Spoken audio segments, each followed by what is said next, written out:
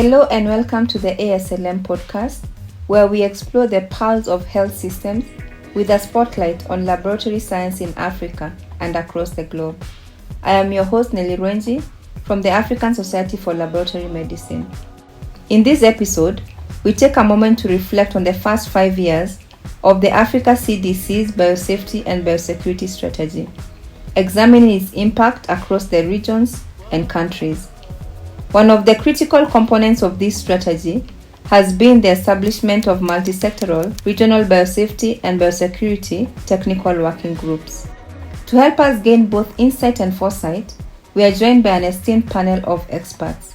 Dr. Augustine Ondeme from the Central Region, Honorable James Sakwa from the Eastern Region, Dr. Jihene Hellal from the Northern Region, Professor Mohamed from the Northern Region, Dr. Mabutsetsa Joseph from the Southern Region.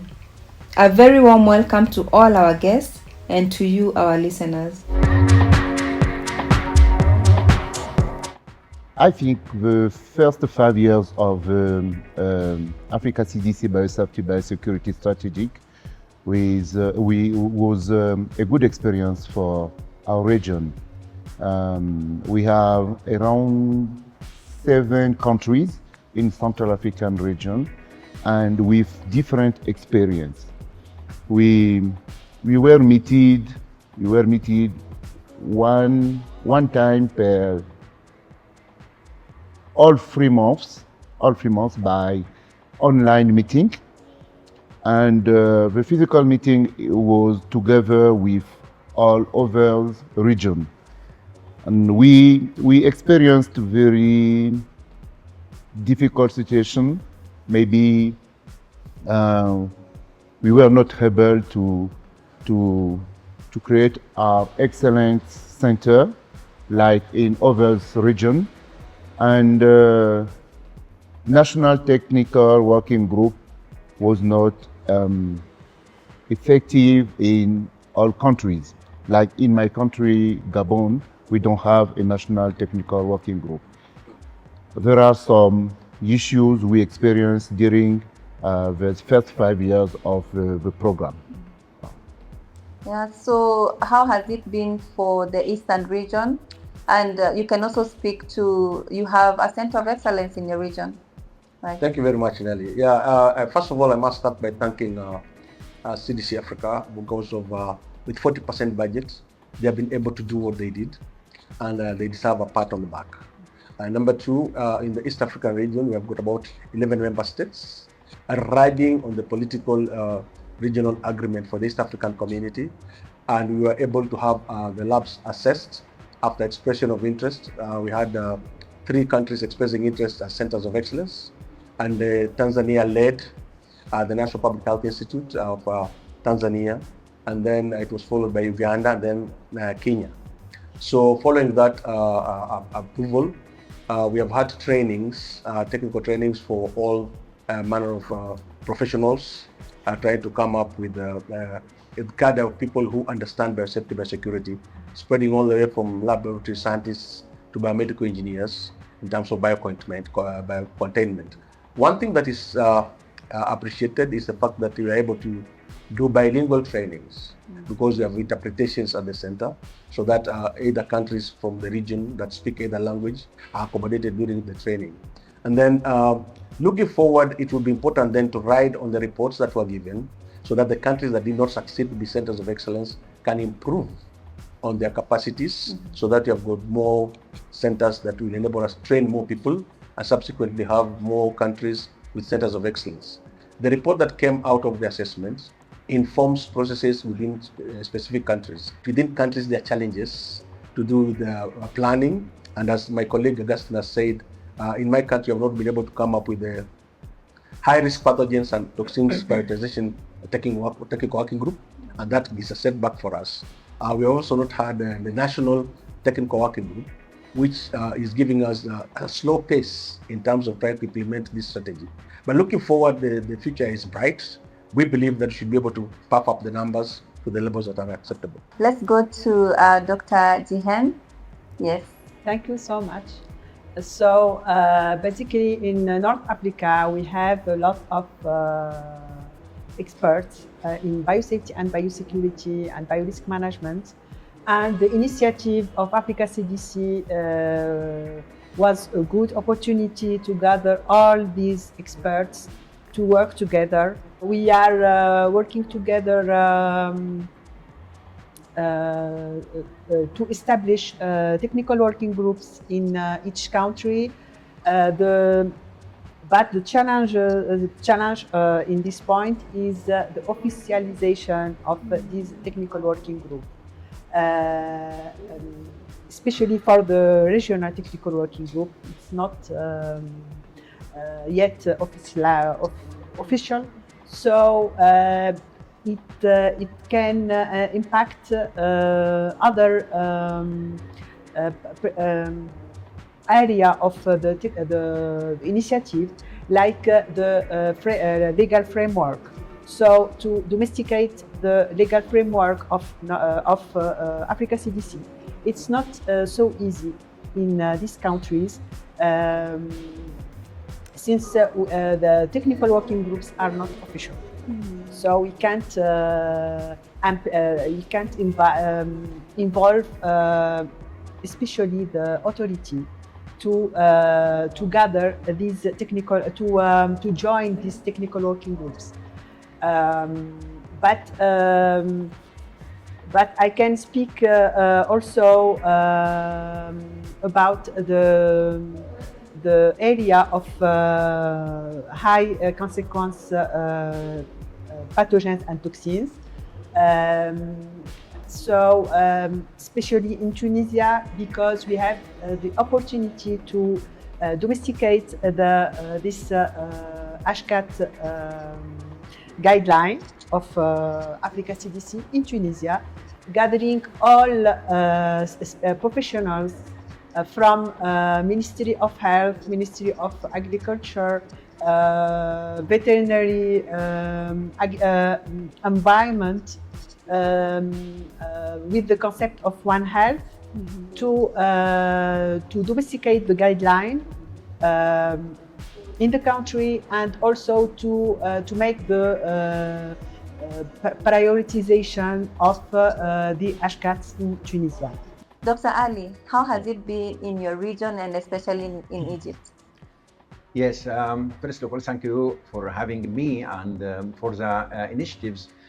This initiatives is very important, and the time of the initiatives is the right time.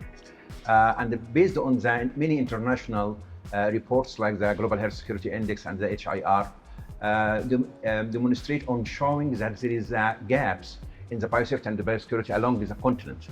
So this initiative is established and implemented in the right time. So these initiatives try to solve and filling these gaps, try to unify these efforts and working together through the different priority areas. One of them is through developing the legal framework.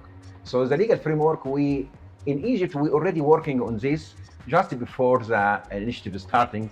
We are working on developing the legal framework in Egypt in 2018, and finalize this project in 2022.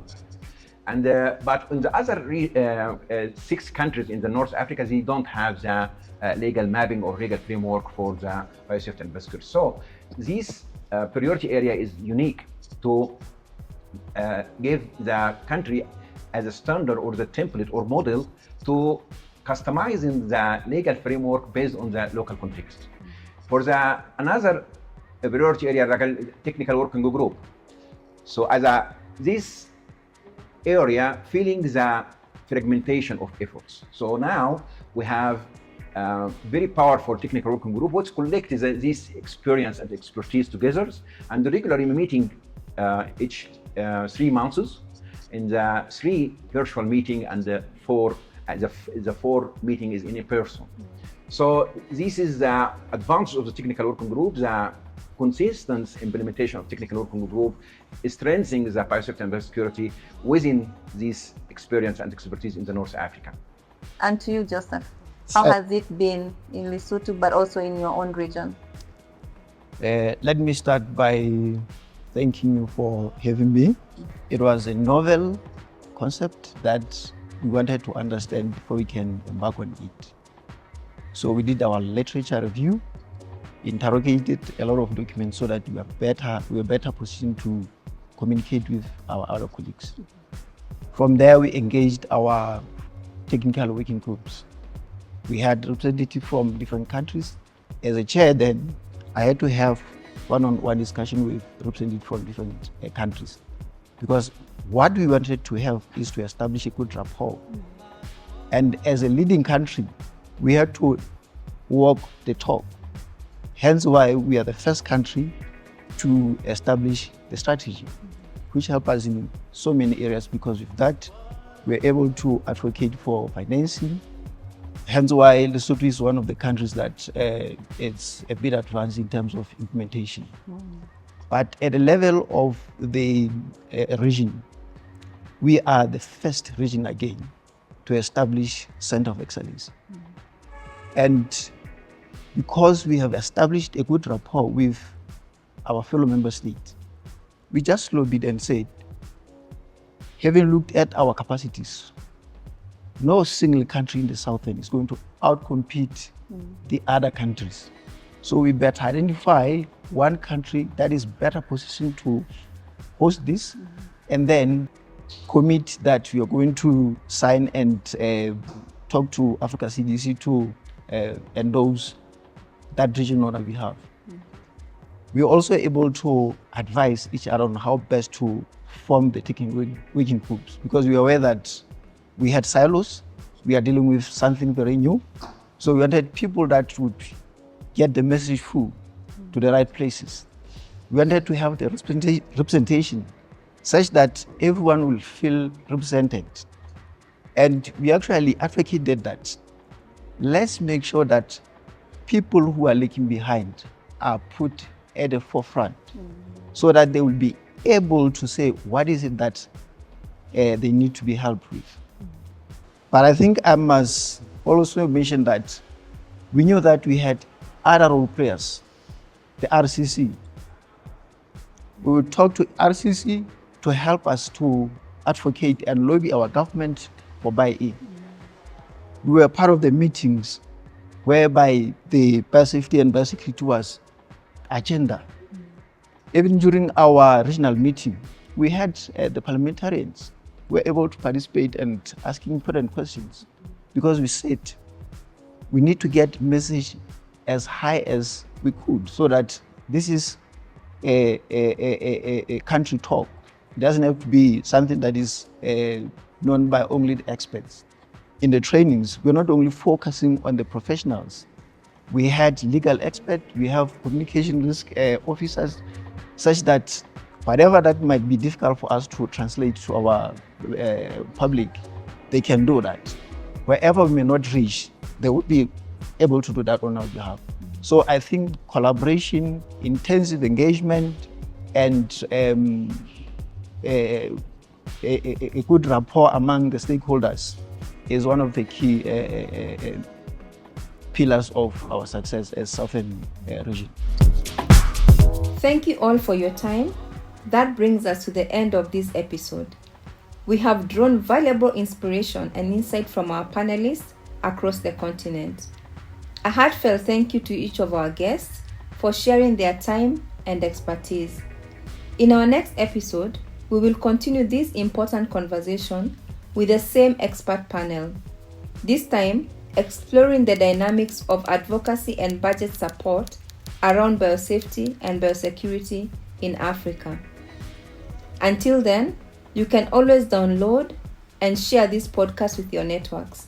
Thank you for supporting our efforts towards a healthier Africa. From me, Nelly Rwenji, your host, stay safe and stay informed.